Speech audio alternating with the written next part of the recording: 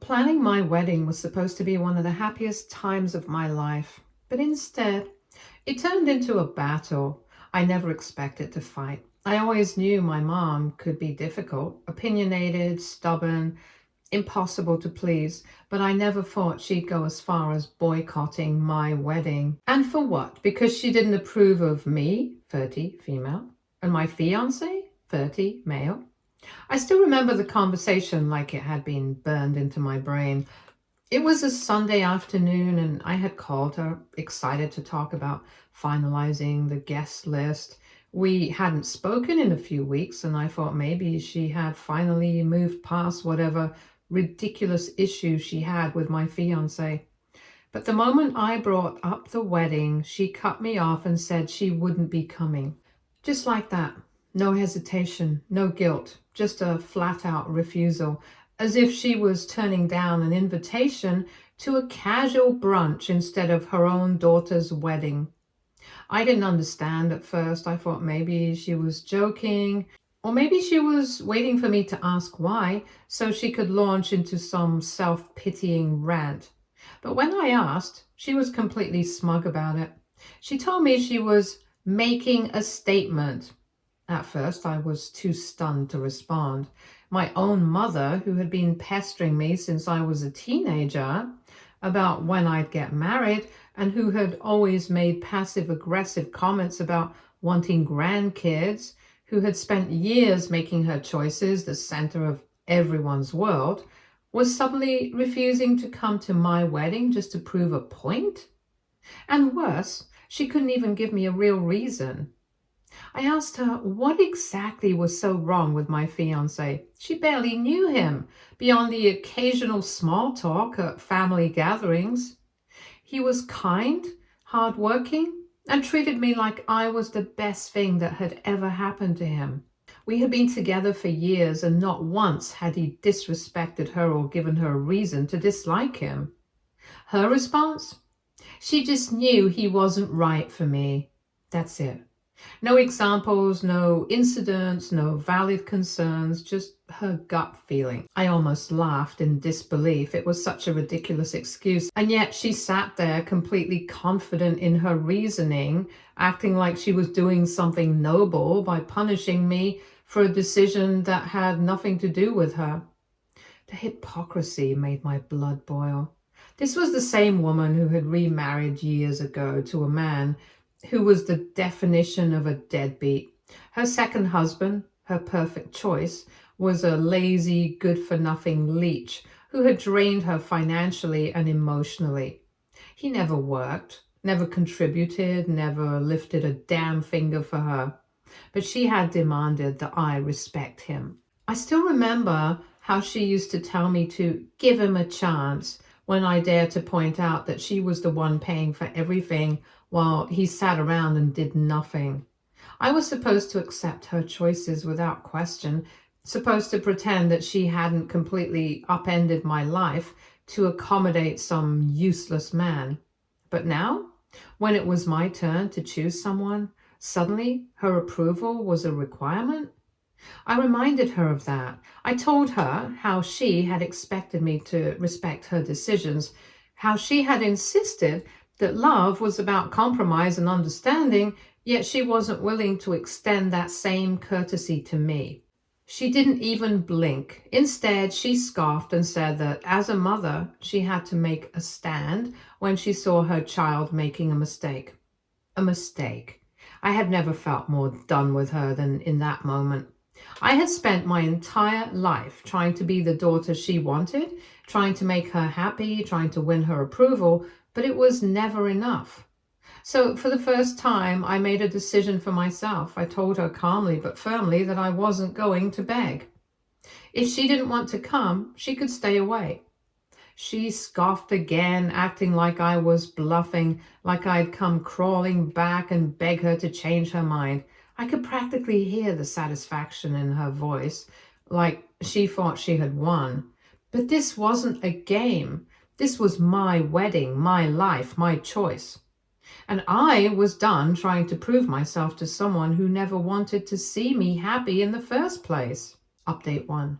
The morning of my wedding was a whirlwind of emotions, excitement, nerves, joy, everything I had imagined I'd feel.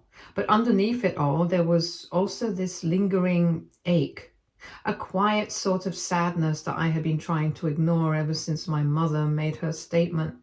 She wasn't coming.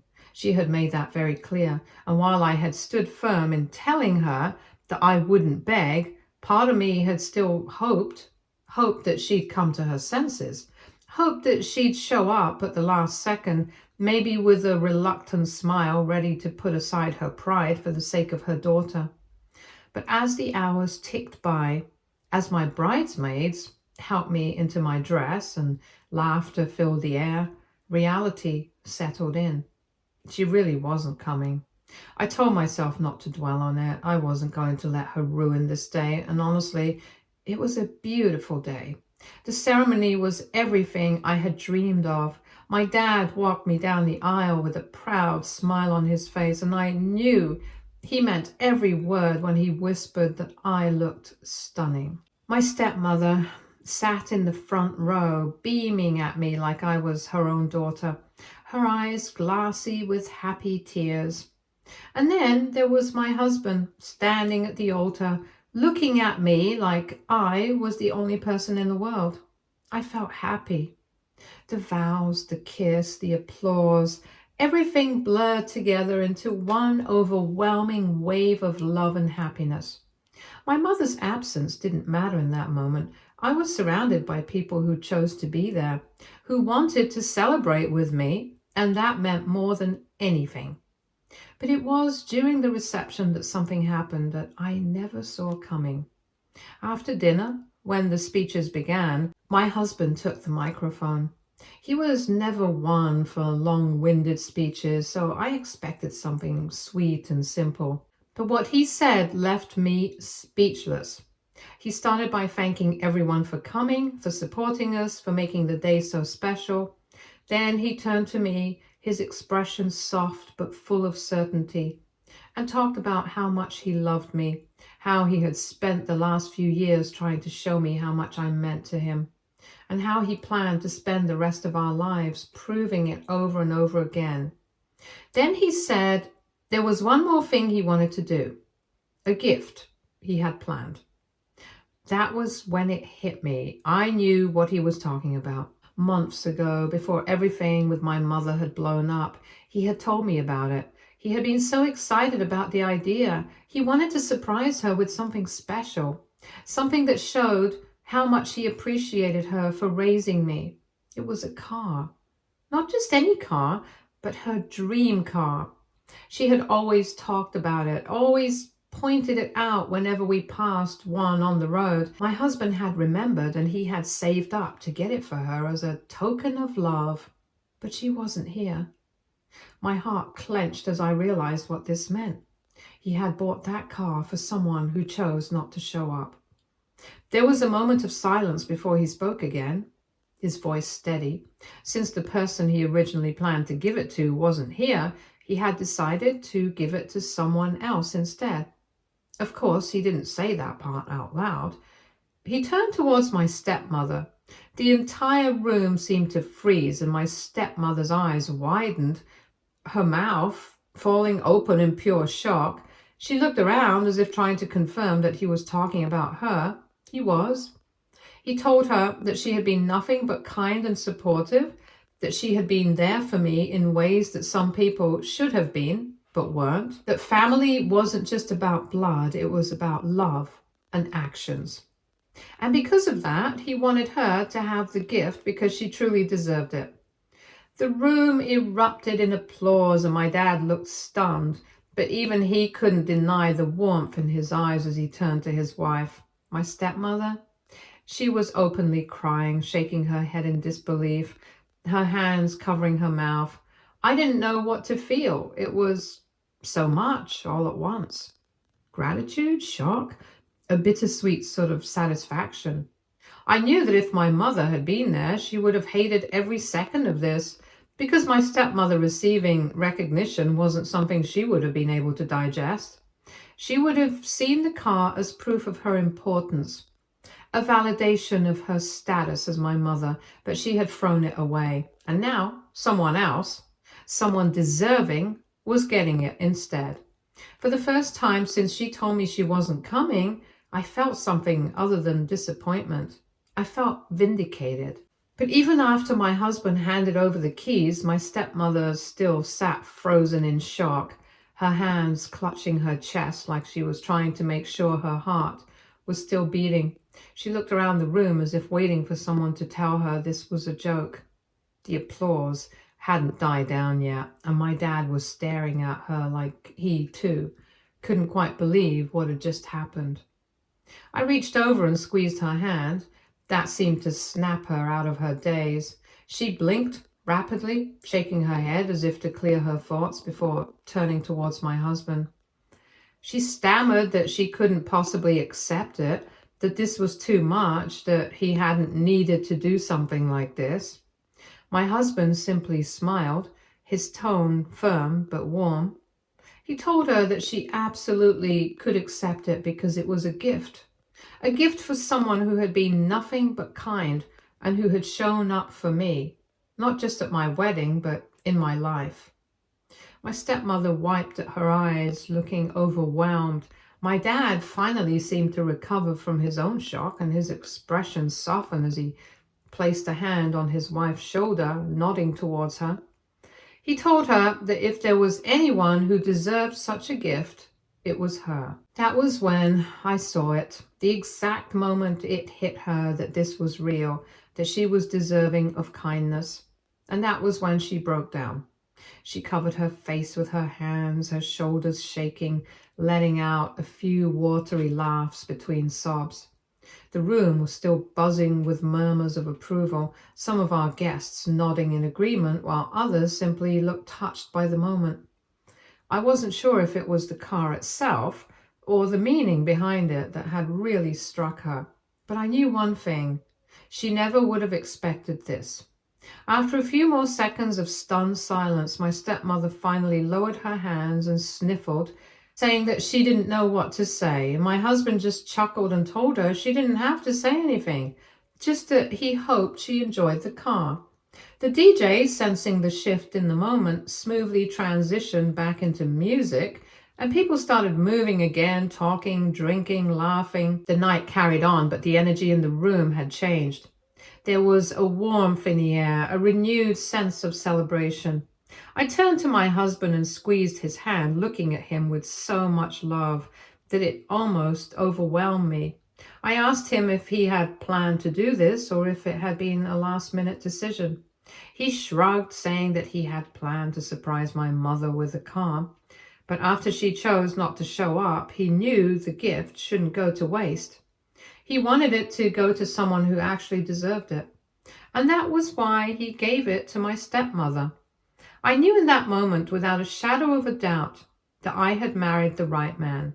The rest of the night was a blur of dancing and laughter. I soaked up every moment, letting the happiness of the evening drown out any lingering bitterness. But the story doesn't end here, because while my wedding night was filled with celebration, something else was happening miles away, something I wouldn't find out about until the next morning. My mother had finally seen the wedding pictures. I'll tell you all about it in the next update. Update 2. 4 days later. I was groggy, still half asleep, when my phone vibrated on the nightstand. My husband was still asleep beside me, his arm draped over my waist. I considered ignoring the call, but when I saw my mother's name flashing across the screen, I knew I couldn't.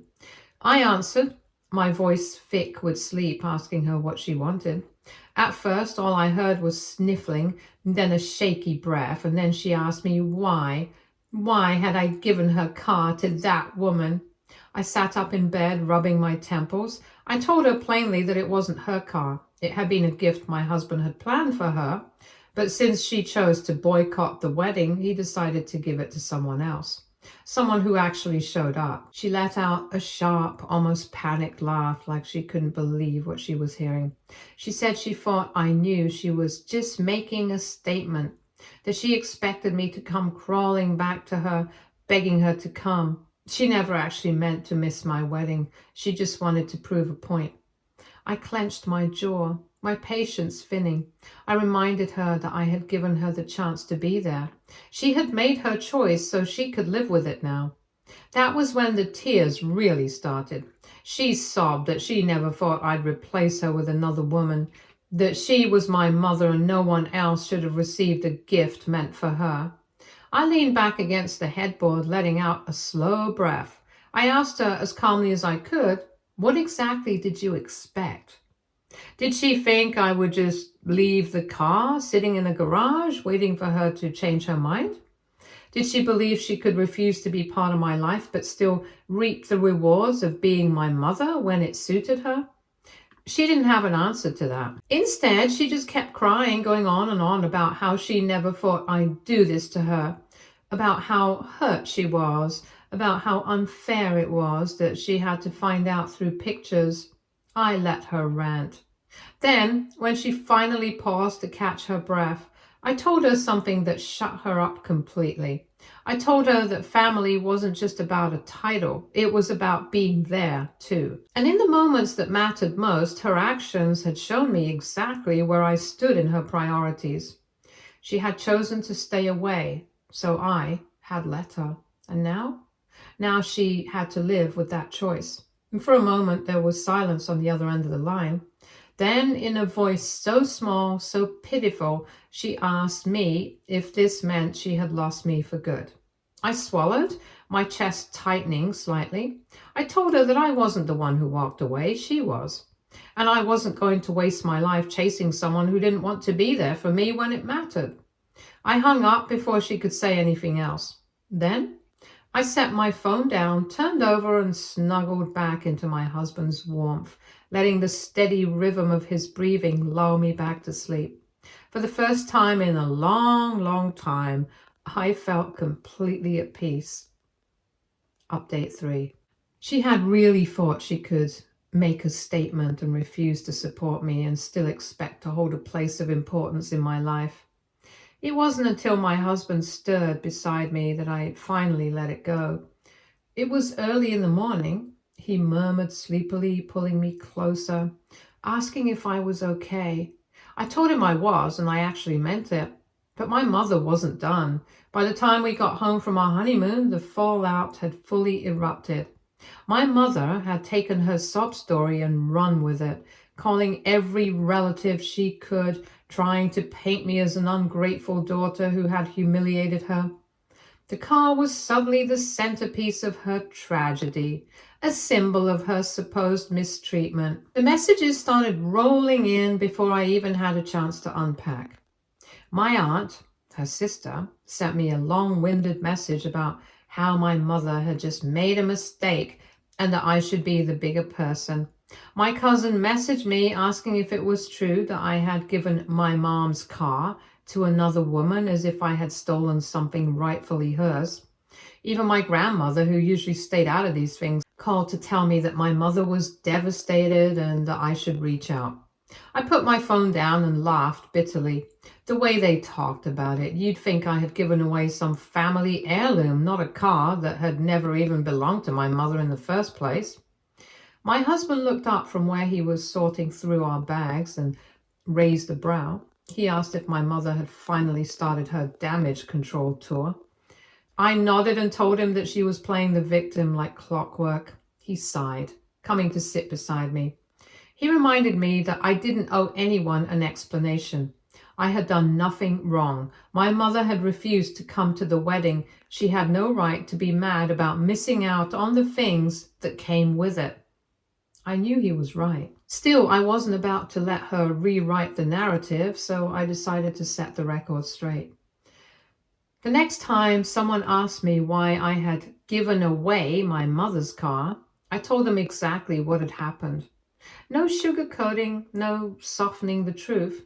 I told them that my husband had wanted to surprise my mother with a car as a gesture of appreciation, but when she chose to boycott my wedding, he decided that the gift should go to someone who had actually been there for us and showed more support than my mother throughout my life and our wedding. I told them that my mother had been given every opportunity to be part of the wedding and that she had refused because she wanted to prove a point. And now she was facing the consequences of that choice.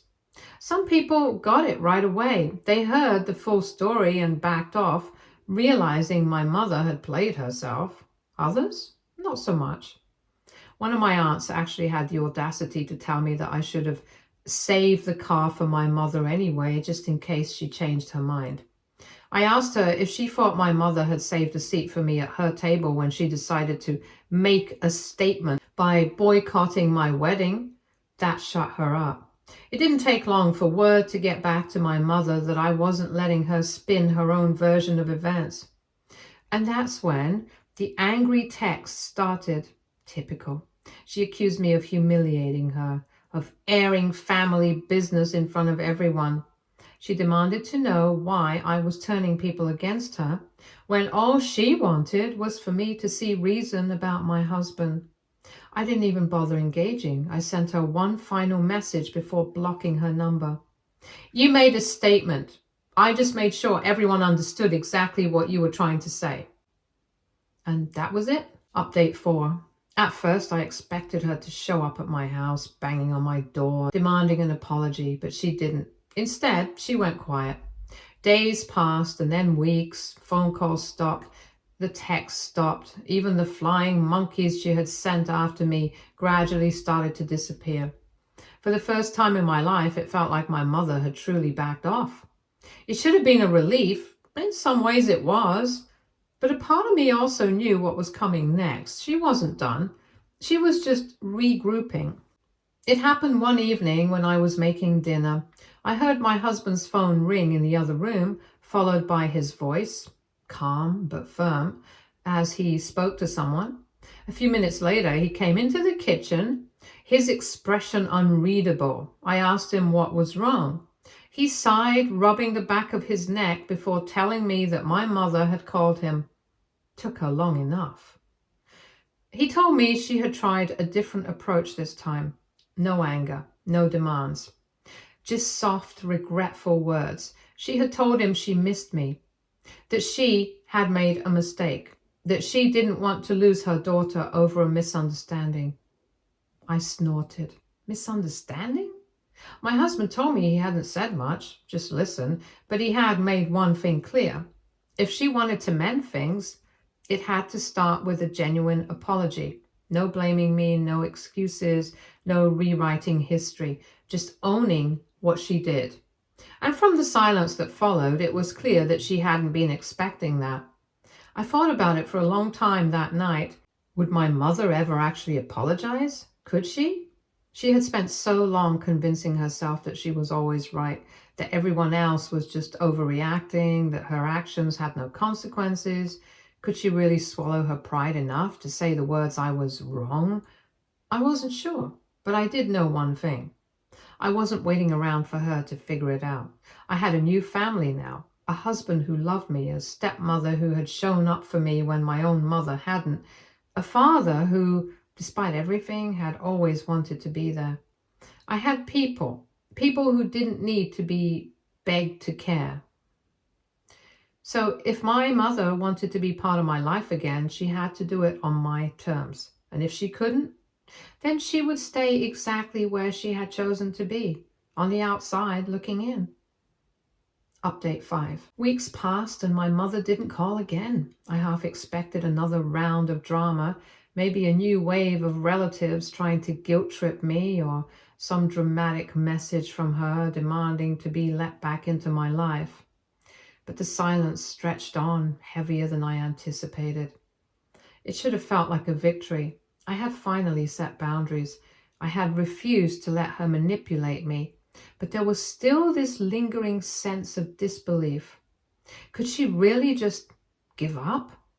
My husband noticed my restlessness one evening as we were sitting on the couch. He asked me what was on my mind, and I admitted that I was waiting for the other shoe to drop. He sighed, pulling me closer, and told me something that stuck with me. Some people would rather sit in their bitterness than admit they were wrong. And deep down, I knew he was right. Update 6. A few months later, I got my answer. It happened when my dad and stepmother invited us over for dinner. The moment we walked in, I could tell something was up. My dad looked hesitant, like he had something to say but wasn't sure how to bring it up. My stepmother, usually warm and chatty, seemed unusually quiet. I braced myself, already knowing it had to be about my mother, and I was right. Dad cleared his throat and said he had run into my mother at the mall. He said she looked different, worn out, like someone carrying the weight of a bad decision they couldn't undo. Apparently, she had actually approached him. She hadn't tried to be snide or cruel, just sad. She asked about me. Dad, being the man he was, kept things short. He told her I was doing well, happy, thriving, even. That was when she finally broke down, right there in the middle of the mall. She told him she regretted everything, that she never thought I'd actually go through with cutting her out, that she missed me. She even admitted that she should have come to the wedding. My dad told her that it wasn't too late to fix things, but only if she was willing to take real accountability. And just like with my husband, she didn't respond. She just stood there, silent. Then, after a moment, she muttered something under her breath and walked away. I sat there, processing everything. It wasn't a surprise that she regretted her choices. That much was obvious. But the fact that she still couldn't bring herself to reach out properly, that was telling. She wanted me to come to her, to make it easy, and I wouldn't. My dad asked me if I planned to reach out. I shook my head. I told him the same thing I had told everyone else. She made her bed, and now she had to lie in it. I didn't hate her. I wasn't even angry anymore. But I had learned something important through all of this. Parental love is not unconditional. Books lie. It should be earned. It should be nurtured. And my mother had thrown mine away. Update 7. A few more months passed and my life kept moving forward. I didn't wait for her call. Instead, I focused on the people who had actually shown up for me. My stepmother, for one. She and I had always had a great relationship before all of this. But after the wedding, something shifted. She was family in the truest sense of the word. She checked in on me. She invited me over just to chat. She even helped me plan a surprise for my husband's birthday, going all out to make sure he felt celebrated. One day, she pulled me aside and told me something that nearly brought me to tears. She said she never expected anything from me in return for being there, that she didn't do it to replace my mother, she just did it because she cared. Because that's what families should do. I realized in that moment that she had given me something my mother never had. Unconditional love without expectations. Update 8. A full year had passed, and then one day I got a letter. It was from my mother. I stared at the envelope for a long time before finally opening it.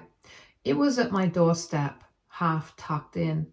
The letter itself was short, not quite an apology, but more of an admission. She wrote that she realized she had pushed me away, that she had let her pride get in the way of our relationship.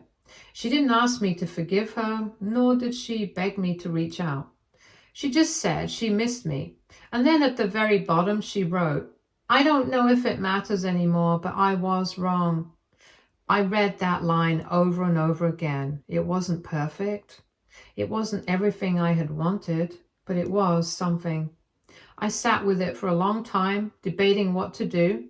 Then finally, I folded the letter and put it away. I wasn't ready to respond. Maybe I never would be.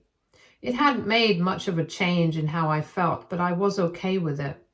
Not because she had finally admitted her mistake, but because I no longer needed her to. I had built a life full of love, surrounded by people who truly cared. And if my mother ever wanted to be a part of that, she had to be the one to take the second, third, and fourth step. I was simply moving forward, and I wasn't looking back. Stay tuned for more stories from our girl relationships.